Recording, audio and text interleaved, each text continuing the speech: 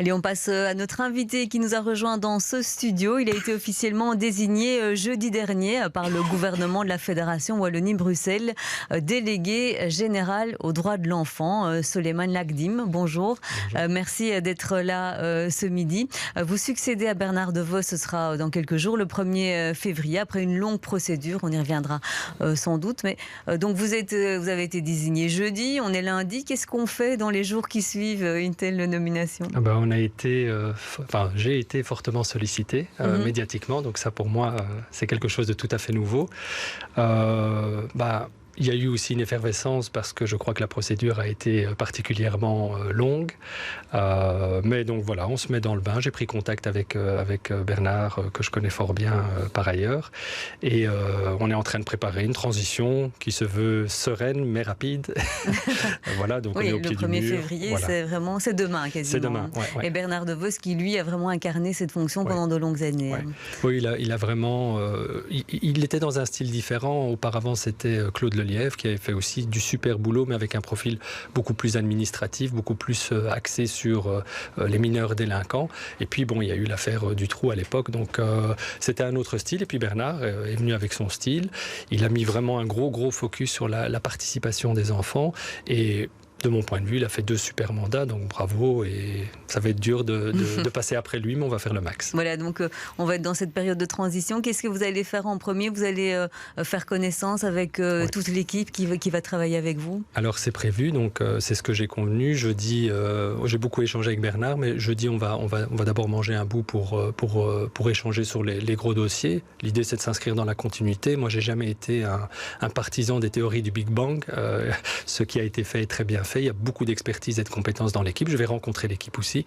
L'idée, c'est de rassurer un max, de dire, maintenant on y va, on redémarre et je vais soumettre mon plan d'action, qui est un plan d'action pour l'instant assez théorique, à la sagacité de l'équipe. Justement, l'équipe qui travaille autour du délégué général droits de l'enfant, elle est importante. Il y a combien de personnes? C'est une équipe pluridisciplinaire? Oui, c'est une équipe pluridisciplinaire. Il y a 15 personnes environ qui sont là, chacun avec sa particularité. Et pour les avoir rencontrés sur le terrain, parce que ça fait 20 ans que je travaille dans le secteur de l'aide et de la protection de la jeunesse, et donc c'est un petit monde, on rencontre un petit peu tout le monde. Il y a beaucoup de compétences et de qualités. Oui, donc vous étiez directeur du service de prévention pour l'arrondissement judiciaire de Liège. Oui. C'est votre dernière fonction et effectivement vous avez énormément d'expérience dans le domaine de la jeunesse. Vous avez parlé donc de ce que vous avez envie de mettre en place, des priorités qui seront les vôtres. Vous pouvez nous les détailler? Oui, alors il y en a un paquet, mais ce qui est le plus important, c'est la lutte contre la précarité et la pauvreté, parce que c'est certainement cette variable-là qui handicape le plus les droits de l'enfant en Belgique francophone. Aujourd'hui encore, vous allez dans les rues de Bruxelles, vous voyez des mineurs étrangers non accompagnés qui dorment à l'extérieur. Vous voyez que toute une série de personnes sont exclues de la sphère culturelle, de la sphère sportive, etc. parce que leurs parents ne sont pas en mesure de payer une cotisation ou autre chose. Donc c'est la priorité des priorités. Et puis avec un contexte qui est particulièrement agressif à l'extérieur, et on le voit avec la crise énergétique aujourd'hui, l'impact que ça a au niveau des familles. J'ai toujours mis, moi, mon énergie et mon expertise au service des jeunes vulnérables. Ça, c'est ce que j'ai fait pendant 20 ans. Alors, le DGDE, c'est le DGDE de tous les enfants, sans aucune distinction. Mais c'est sûr qu'il y aura toujours cette sensibilité qui est là. Ça, ce sont les dossiers chauds qui seront déjà sur la table de votre futur bureau. J'imagine qu'il y a tout un travail où il faut être réactif par rapport à ce qui se passe, par rapport aux crises successives. Mais il faut aussi réussir à se projeter dans l'avenir pour affronter les défis de demain. Ce sera quoi les défis de demain pour les enfants ? Alors les défis de demain, il y a un défi qui est permanent, c'est la participation des enfants. C'est vraiment très important qu'on prenne pleinement la mesure de cela et de faire en sorte que ce soit de véritables sujets de droit, c'est-à-dire qu'ils aient voix au chapitre lorsqu'il y a une procédure qui les concerne, c'est pas toujours le cas, et qu'ils puissent faire partie intégrante de la solution. Au-delà de la question de la précarité, on peut décliner cette question de la précarité selon plein d'axes différents. Il y a des enjeux au niveau de la petite enfance, par exemple. Au niveau de la petite enfance, aujourd'hui, il y a eu en Belgique une programmation des milieux d'accueil qui s'est basée sur le fait que des parents, par exemple, travaillent et donc les milieux d'accueil se sont substitués au fait que des parents travaillent, et donc il fallait garder des enfants. Or, la plupart des chercheurs, il y a une unanimité à ce niveau-là, disent l'importance du milieu d'accueil sur le développement cognitif des enfants, sur le taux de réussite scolaire, sur l'intégration de certaines populations. Et donc, il faut des milieux d'accueil qui soient davantage ouverts dans les quartiers populaires. Donc, c'est un changement de paradigme. Si je prends par exemple la question du handicap et des enfants qui présentent un handicap, là aussi, il y a un changement de paradigme à avoir. C'est-à-dire que c'est pas à eux de s'adapter à la société, mais c'est la société qui doit s'adapter à eux en ayant, par exemple, des aménagements publics sur l'espace public qui soient là, mais aussi en favorisant une politique d'inclusion au niveau scolaire ou au niveau même du milieu d'accueil, par exemple. Et donc, on peut décliner cette question de la précarité sur plein d'axes, sur la question de la mobilité, sur la question du logement, sur la question de la santé mentale, sur la question de l'aide à la jeunesse. Et ce qui est très important, c'est de faire un état de lieu, de voir les expériences probantes qui existent déjà en la matière, celles qui ont fait leurs preuves et qui ont fait leurs preuves de manière objective, valide et fiable, pas juste des incantations, il faut faire en sorte de les pérenniser. Alors, ce bureau votre service de délégué général aux droits de l'enfant, peut-être pour expliquer au grand public qu'est-ce qu'il fait exactement. C'est sur plusieurs axes que vous agissez. Vous entrez en contact avec les jeunes, vous les sensibilisez sur certaines questions, vous entrez en contact avec les politiques pour faire des recommandations. Qu'est-ce que vous faites exactement? Vous avez déjà dit beaucoup. En réalité, il a des missions décrétales. Alors, les principales missions décrétales, la première, c'est le droit à l'information, donc promouvoir et informer les jeunes et toutes les personnes qui gravitent autour des jeunes. Donc ça, c'est important. C'est pour ça que j'insistais aussi sur une présence davantage au niveau numérique, parce que les gamins, c'est leur terrain de prédilection. Ils sont sur leur smartphone, ils sont sur les réseaux sociaux. Donc c'est arriver à entrer en contact avec eux et à se faire connaître auprès d'eux. Voilà, c'est de se faire connaître, parce que c'est la meilleure manière pour eux d'exercer leurs droits, c'est de les connaître.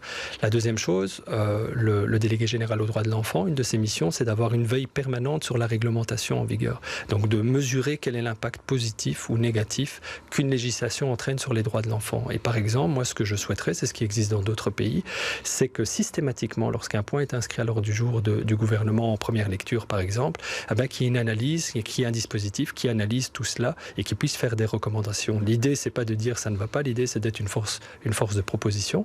Alors, bien entendu, il y a des recommandations que le délégué général fait, et c'est le cas, par exemple, lorsqu'il présente son rapport annuel au Parlement.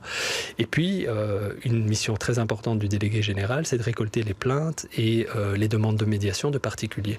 Donc, on a certaines personnes qui considèrent que leurs droits ont été bafoués, et les droits de leurs enfants, bien entendu. Et plutôt que de faire un recours juridique ou administratif d'ailleurs, ils préfèrent aller vers une forme de médiation plus institutionnelle, peut-être plus officieuse et peut-être un peu plus humaine aussi. Et donc le DGDE récolte toutes ces plaintes. Alors il n'est pas là pour régler directement le problème, il est là pour faire de la médiation avec les acteurs de première ligne. C'est pas un acteur de première ligne, le DGDE. Et dans toute cette réflexion, il associe les enfants. C'est eux les principaux acteurs.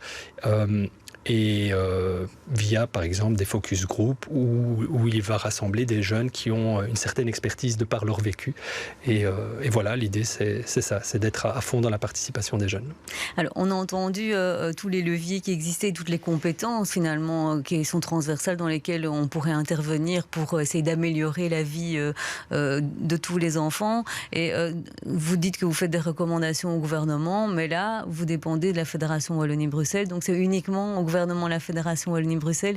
Or, il y a toute une série de compétences qui dépendent de la région ou qui dépendent du fédéral. Là, il y a quelque chose qui est prévu pour étendre le rôle du délégué? Alors, déjà, je partage parfaitement. Effectivement, pour l'instant, décrétalement, le DGDE est uniquement compétent sur les matières personnalisables, mais dans les faits, il y a déjà beaucoup de contacts qui sont pris avec les administrations régionales et fédérales. Monsieur De Vos a fait ce travail. Donc, dans les faits, la situation existe déjà. Et d'ailleurs, quand on lit le rapport du délégué général aux droits de l'enfant, on parle de mobilité, on parle de logement, on parle de compétences régionales. Et effectivement, il faut même aller au-delà. Il faut aller même à l'échelon fédéral, parce que si on veut s'attaquer à la question de la question migratoire, par exemple, ce sont des compétences qui dépendent du fédéral. Si on veut être actif sur tous les aspects socio-économiques, le fédéral a un rôle important. Et donc peut-être là, il y a quelque chose à construire avec l'homologue oui, flamande. parce que vous avez un homologue au niveau la Kinderrecht Commissaris. Et donc pourquoi pas élargir. Moi, je suis très favorable à cette idée-là. Et ça se fait. Donc la procédure est lancée auprès du Parlement bruxellois et du Parlement wallon. Il y a une réflexion. Je ne sais pas quel est l'état d'avancement de la réflexion, mais vraisemblablement, on va vers ce scénario-là et je m'en réjouis. Oui, donc il va falloir prendre votre bâton de pèlerin, en tout cas certainement pour convaincre au niveau fédéral que vous avez un rôle à jouer et qu'il faut vous écouter.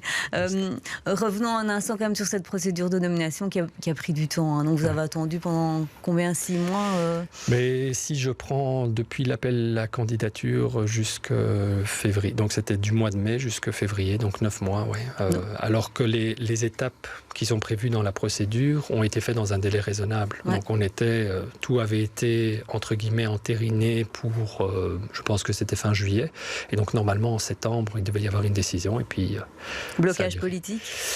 Blocage politique, oui, parce que c'est au niveau du gouvernement que c'est resté bloqué, et puis beaucoup d'incompréhension. Moi, ce que je retiens de ça, c'est que ça a été inconfortable. Ça a été inconfortable pour moi, ça a été inconfortable pour l'ensemble des candidats, ça a été inconfortable pour l'ensemble des services que ces candidats représentent, et j'espère que ça n'a pas trop affecté ou pas du tout affecté le capital symbolique de l'institution. Alors, c'est le fait que vous avez travaillé pendant quelques années dans un cabinet politique chez le ministre, qui était à l'époque ministre de la Jeunesse, Rachid Madran, Parti Socialiste. C'est le fait que vous êtes allé dans ce cabinet-là qui a posé problème ? En tout cas, certaines personnes ont questionné. Vous savez, le DGDE doit être indépendant, et le fait que j'ai été détaché, et ça j'insiste là-dessus, j'ai été détaché de l'administration. Et puis je suis retourné à l'administration, donc ça veut dire que pendant mon mandat j'étais principalement payé par l'administration et non pas par un parti.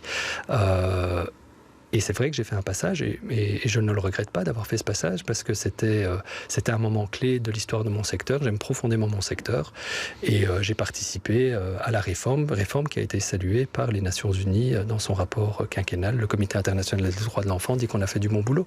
Donc j'ai pas honte de ça, mais je suis tributaire de personne, ça j'insiste, tant d'un point de vue politique que moral qu'intellectuel.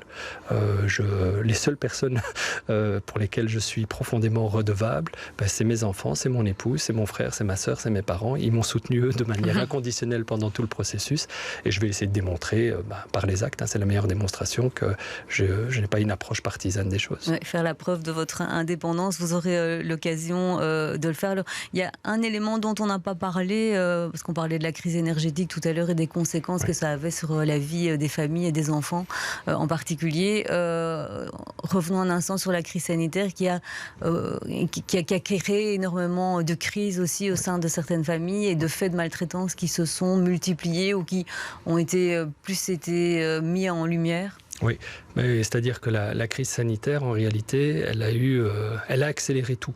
Elle a tout accéléré. Elle a accéléré les inégalités, elle a accéléré les situations de maltraitance. Et effectivement, je discutais avec la procureure du roi de Liège, de la section jeunesse, enfin une substitut, et elle me disait qu'il y avait une augmentation considérable des faits de maltraitance. Mais c'est pas que la maltraitance, c'est les violences conjugales, c'est les situations de décrochage scolaire qu'on est à peine en train d'analyser maintenant, mais on voit les dégâts que ça a fait au niveau scolaire.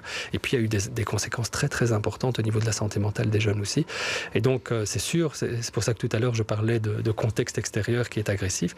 Le Covid a été une période très compliquée, et une période aussi durant laquelle la perception qu'on avait des jeunes m'a un petit peu dérangé, c'est-à-dire qu'on les a vus comme une menace.